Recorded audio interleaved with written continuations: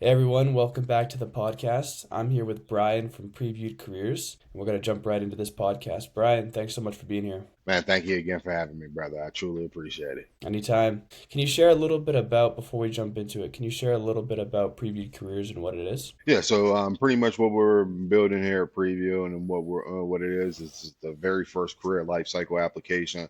So think of it as the drafting and scouting portal for careers. Think of it as an NCAA recruiting style meets LinkedIn for STEM and skill trades. And what we do, we provide access for kids starting out as young as 10 years old to start career exploration. From there, we got them from career readiness to career destination at 17. To whereas our goal is to it that by the time they're 17, 18, they're making more than what the mom and dad was making at 17 and 18. So that's pretty much what we're doing here. And our goal is to, set up the future workforce of tomorrow with more guidance to align with their purpose. Right on. NCAA meets LinkedIn recruiting. I love it.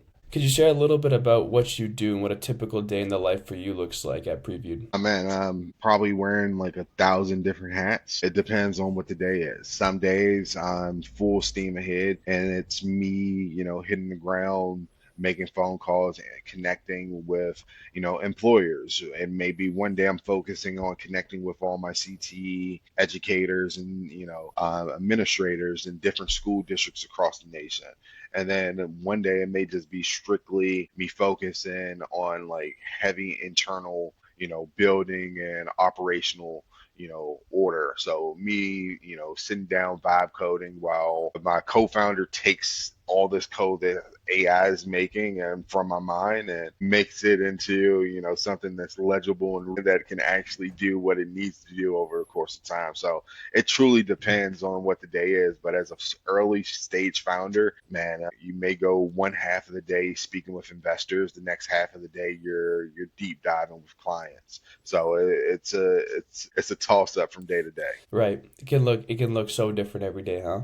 And what Yes, kind of vibe indeed. coding? So, man, right now, what I've really been doing, I've been, taking Lovable for more so in the front end, and from Lovable, I've been also been doing windsurf on the back end as we've been, pretty much prompting and having a conversation with the AI to whereas it's generating our, front end code to whereas that button that I need in the front with Lovable, it just makes the process so much easier. And it's me being able to actually get all my creativity out and then see that creativity be spun into an actual product in a fraction of the time that it would normally take if I had a whole team of developers. So that's pretty Right. much what I've been in. That's cool, man. That's cool. And if I'm correct, you've been doing this for a few years now, right? 2, 3, 4 years kind of thing? Yeah, man, we've been at preview now, right now, as this startup going on about 20, I would say about like 28 months thus far. Okay. Yeah. With just preview prior to this, I was a consultant. So I had a consultant business, was dealing with small to medium sized businesses. And this was a number one issue with business Right. owners. It's just like, how do I find talent that not only, is looking for a job, but wants a true career? So, you get Yeah. hit with that 1,000 times. You then start to figure out you have to come up with a solution to it. So that's what led us on this journey where I'm currently at right now. That's awesome. And so in those last 28 months, what are some major shifts you've seen as you've kind of gone through the process up until now? You're gonna have a shit ton of pivots. Mm, You're gonna think that initial idea. You're gonna say, "Hey, man, we're gonna create the TikTok of job boards," and you think this is gonna be that. That's the problem. That's the solution, and it's gonna be a home run. But then when you get it out into the market isn't receptive to it. Then you're actually having to do the real work starts. That's when customer discovery, sitting down, speaking with all shareholders that stakeholders that have key interest in your product, whether that be for us sitting down initially speaking with job seekers and hearing their pains and oohs and ahs when it comes to the job search and hiring process, and then speaking with workforce leaders and understanding. And then that shifted from us just wanting to be a job board which had videos for job listings versus text to becoming a blue collar job marketplace. days, and then actually getting our first several employers on the platform and understanding that, hey, we realize that it's a bigger problem as you start to, double down, continue to iterate, and get back into the market and put it in people's hands. You start to realize that the problem that you initially thought was the problem isn't the problem. To Yeah. whereas it will lead you, if you continue, if you don't give up, because this shit is completely hard. If you don't give up, if you can push through it, man, you will find the real problem, the root, and then that's what you need to be solving.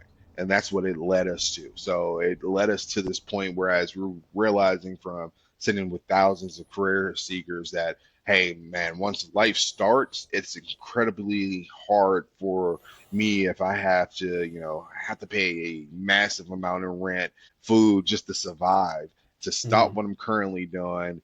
I understand this massive opportunity that the trades may have, but I don't have the time frame whereas I can stop and go pursue a career change or pivot or really Yeah. stop what I'm doing because it may set me back. So realizing that and then also understanding that most of them were saying, I wish I had this tool before I got my journey started. I realized that we were solving, initially they were not the individuals that we need to be solving the problem for. We needed to be solving and addressing it earlier. So we needed to be addressing it at that root cause, which led us to this new, North Star that we have, which is, setting up kids from as young as 10 years old with as much information, providing them with guidance, and, pretty much giving them something that's holding their hands along their journey to whereas they're not wasting time.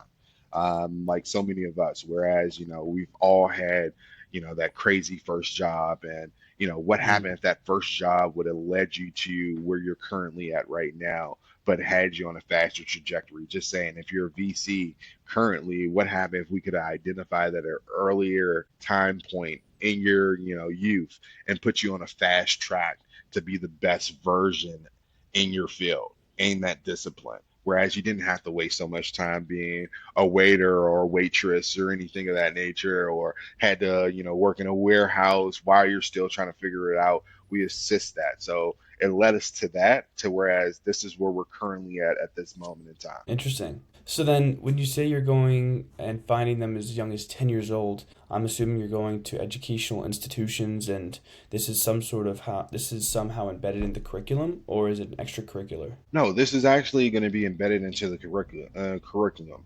Right now, what we're currently seeing on just a legislation side of things when it comes down to government and what they're pushing out. Like we have an executive order for 1 million apprenticeships, but at the same time, we have across different states, you will see that they're mandating that kids starting by grade 8 have a career plan or a career pathway mapped out, to whereas now that's becoming a requirement for them to graduate. But when we're speaking with these CTE professionals, a lot of them are understanding like, hey, we understand that we need to be doing this, but we only know of so many career pathways. So then it comes down to exposure and then providing Mm-hmm. that information and insight that's needed to show an individual, whether they're in the inner city or rural America, that hey, advanced manufacturing may be where you need to, where your strong suit, or you may be a phenomenal electrician because you have problem solving skills, you're handsy, you definitely, want to, be hands on and you want to fix the problem and you like to see a job completed at the end. You may make a great electrician. So it's getting these children on these pathways and seeing what Mm-hmm. the current lay of the ground is. So yes, we're going in from, the educator, going through the schools, going through, different, private, public, as well as charter Mm-hmm. organizations because they all need it. And right now we're providing it to schools as well as to the students at no cost because we're on an employer sponsored business model. Whereas Right. employers, we have that connections with employers, say an employer like a Boeing or P&G or something of that nature, they would come on board, they would sponsor whether it be a school district or have a national footprint, whereas it covers 300,000 kids. And what they're doing is pretty much sponsoring these children while tapping into the future talent pipelines, to whereas they're getting insights of talent heat maps, whereas they're Mm, identifying exemplary talent, whether it's in Tacoma, Washington, or Omaha, Nebraska, or Chicago, Illinois. They'd be able to identify, hey, where's the next Bill Gates for Microsoft? Where's that mm-hmm. individual? The same way we can identify the next LeBron James, we should be Yeah. able to identify the next, phenomenal mind that's out there and be able to guide them to that purpose more streamlined. So that's pretty much where we're at. Man, I must say I really appreciate your depth of knowledge and your passion for this idea. I could really feel it through the call. I could feel how much you believe in this, and I think it's a fantastic idea, especially when you're saying 1 million apprenticeships are ordered by the government, and now from the eighth grade, students need to have a career path kind of Yes. outlined to graduate. So it seems like there's a whole lot of opportunity with this idea. Yeah, and that's what we're saying. And I've been speaking on this issue for, you know, 3 years now, but there's others long before me that have been speaking on this issues. The reason Mm-hmm. why we're seeing the massive need for apprenticeships is because we are facing a labor crisis when it comes down to skilled trades as well as STEM. When it comes down to most baby boomers that fill these industries, they're gearing up for retirement. So we're about to have this grand exodus. But for right now, where we're currently at, for every nine that are retiring, we're only bringing one in. So you can see Mm-hmm. how massive, that gap is just to fill the current supply and meet the current demands, not even to meet growth. So seeing these opportunities right now and pretty much their crisis. We're seeing the opportunity within the crisis to make it right. But we want to be the infrastructure because we don't want to just be a quick band aid where we throw this million, apprenticeships by, for each year into 2030. And then afterwards, we're back in the same boat 20 years from now. So I'm looking to whereas we set up and be the infrastructure to whereas we provide guidance to whereas it's not just only skilled trades. We are looking at later points whereas we are able to spread, but this provides us the opportunity to lay that early pipeline, to lay the initial framework of what the infrastructure is going to look like for career development from say education from classroom to career. So that's where we're looking at. So I'm seeing nothing but opportunity, and I see it as an opportunity for all. So if you're in the space, it's definitely an opportunity to collaborate and come up with creative ways, whereas we can make the most of this opportunity. So Mm-hmm. Right. Super cool. So, shifting gears a little bit now, you spoke a little bit on the vibe coding, but walk me through how AI has really impacted and changed your business throughout time. man, I can tell you more so. I like to use the AI more so as like an operating system, and Mm, it's been able to allow us to implement frameworks just from the operational standpoint, whereas it's now being able to allow us to quickly build out different frameworks for our different iterations to whereas now we're able to ship 10 times faster. We're now able to create, better quality surveys to whereas now we're pulling so much data to whereas what would normally take me and my co-founder, 6 months just to do one element of customer mm, discovery, we were able to now, condense that into like a 2 week time span to whereas now we're able to get more high quality information and then feed that to the AI. Whereas now it's making her life a lot better. I can't speak to too much on her end because she does use Copilot somewhat, but it has mm, speed up our process. Before AI came into play and we were very active with it, we did have a team, and I understood the bottlenecks of what we faced prior to AI to now. And what I'm mm, seeing now is that we're moving 10 times faster. We're able to, now get out so much of our creativity and have that now filtered and distilled into an actual framework that we can now take actionable, steps towards that normally you would need to bring in, experts from, Boston Consulting, or Yep. one of those guys that come in, you dump out everything, and then they built out that framework. Now you're able to condense that and get the expertise of pretty much any discipline, and then at that point just get feedback from those that are actually currently in the field. So it just made the process a lot easier, to whereas now I feel like anyone, if you have creativity, if you have willpower and grit, you can become a founder. You can do this. It's right Hmm. now, this is probably the best time to become a founder, because it hasn't been this easy, as well as we've been able to decrease our burn rate. Let's talk on the financial side drastically. Whereas now it's a fraction of what we were paying. So whereas now I would say we're probably paying 10% of what our burn rate was when we had a full-fledged team. So it's, yeah, man, it has definitely been game changing. Yeah, it sounds like it. And that's a lot of the good. Has there been any challenges you've seen with it, or Yes, any I challenges have. you've noticed with it?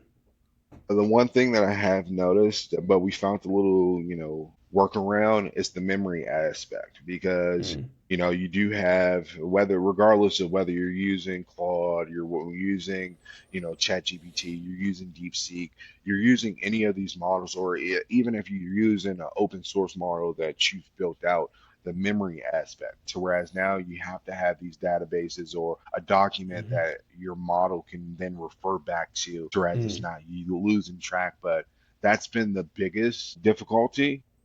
Hmm. Outside of that, at least from my end, yeah, I wouldn't. I would have to get with my co-founder to figure out, because she probably would have a laundry list of pros and cons of what's Right. going wrong with it. Hmm. And you spoke a little bit on it already, but building out this business, you kind of spoke on it's never what you have an idea. You said you wanted to be the TikTok of job boards, and then you kind of pivot and you pivot. So through this entire journey, what are some of those major challenges, even that you see today? Like, what are some of those major challenges that you always have to try and constantly work around, or you're always trying to have to think of creative solutions for? If you have any of those. But one thing is, whenever you're bringing what you have inside your mind into the world, and then getting belief behind it, buy-in.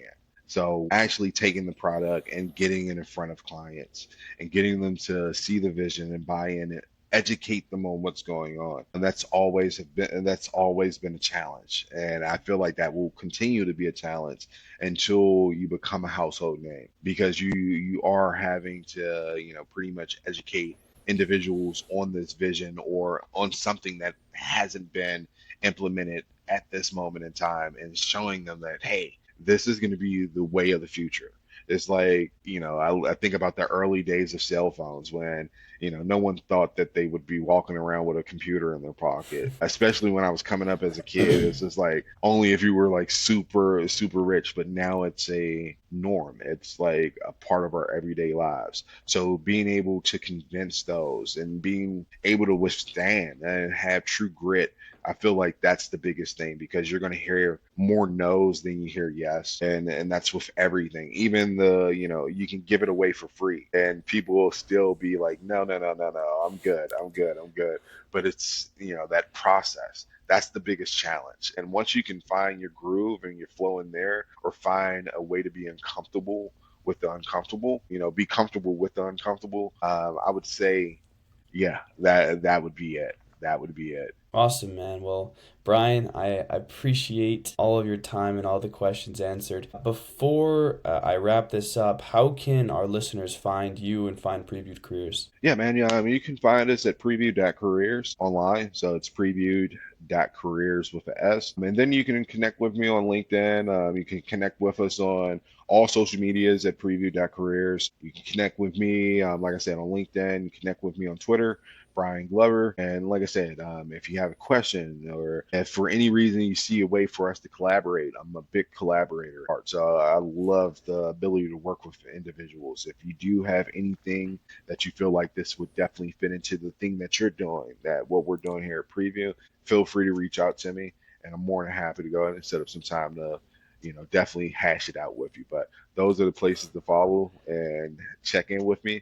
But other than that, man, I want to appreciate and say thank you again for the opportunity to have me on the show today. Yeah, of course, man. We're happy to have you. Any founder we can have with your passion and your enthusiasm is always going to add value because we can learn so much from you, right?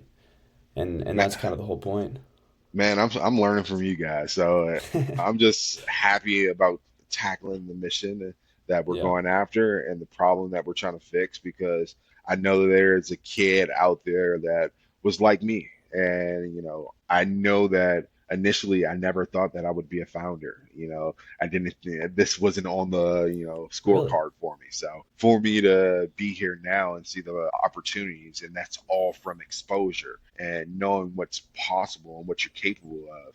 I want to be able to set it and make it a tad bit easier for those that come behind us. So that's Mhm. the passion that you're seeing, bro. That's it. Yeah, awesome. Well, thank you, Brian. No problem, man. I appreciate you again, Reef. Yeah, And if there's anything that we can do here at Preview for you guys in the future, feel free to definitely reach out.